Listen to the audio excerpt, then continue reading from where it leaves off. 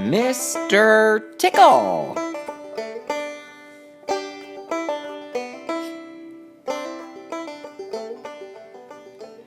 It was a warm, sunny morning. In his small house on the other side of the forest, Mr. Tickle was asleep. You didn't know that there was such a thing as Mr. Tickle, did you? Well, there is! Tickles are small and round, and they have arms that stretch and stretch and stretch. Extraordinary long arms.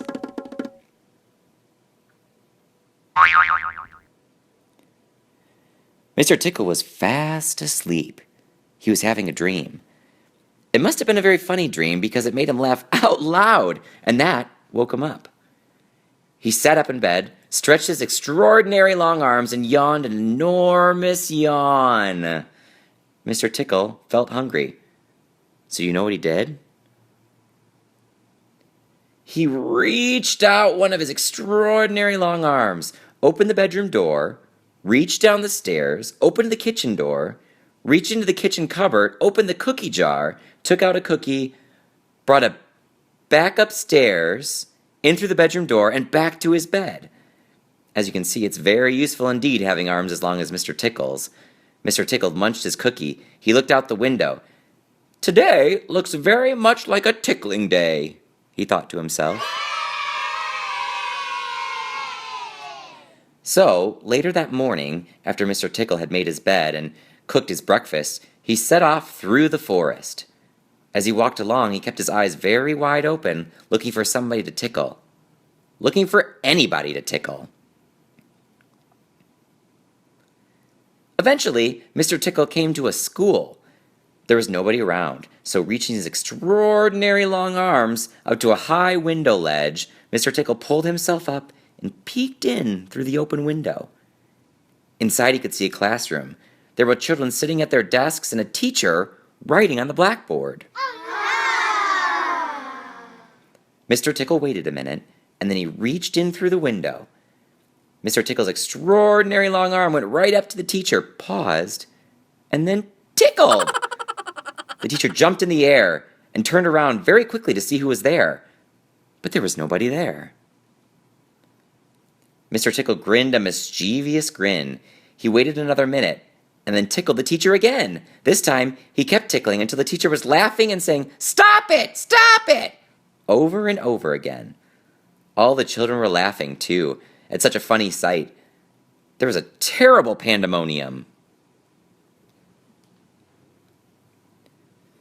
Eventually, Mr. Tickle thought that he had had enough fun, so he gave the teacher one more tickle just for luck, and then very quietly brought his arm back through the open window.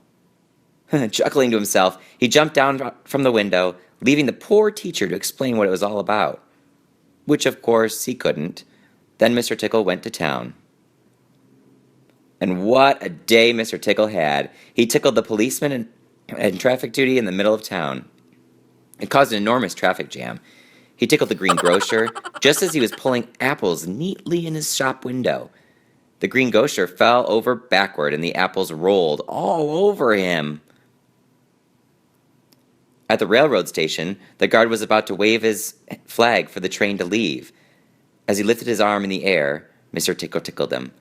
And every time he tried to wave his flag, Mr. Tickle tickled him until the train was 10 minutes late leaving the station, and all the passengers were furious.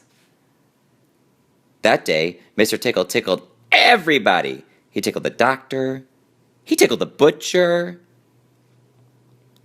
He even tickled old Mr. Stamp, the postman, who dropped all of his letters into a puddle. Then Mr. Tickle went home.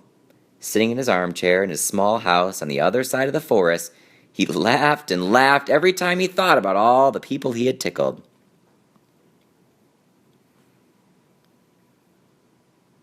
So, if you are in any way ticklish, beware of Mr. Tickle and those extraordinary long arms of his. Just think, perhaps he's somewhere around at this very moment, while you're reading this book. Perhaps that extraordinary long arm of his is already creeping up to the door of this room. Perhaps it's opening the door now and coming into the room.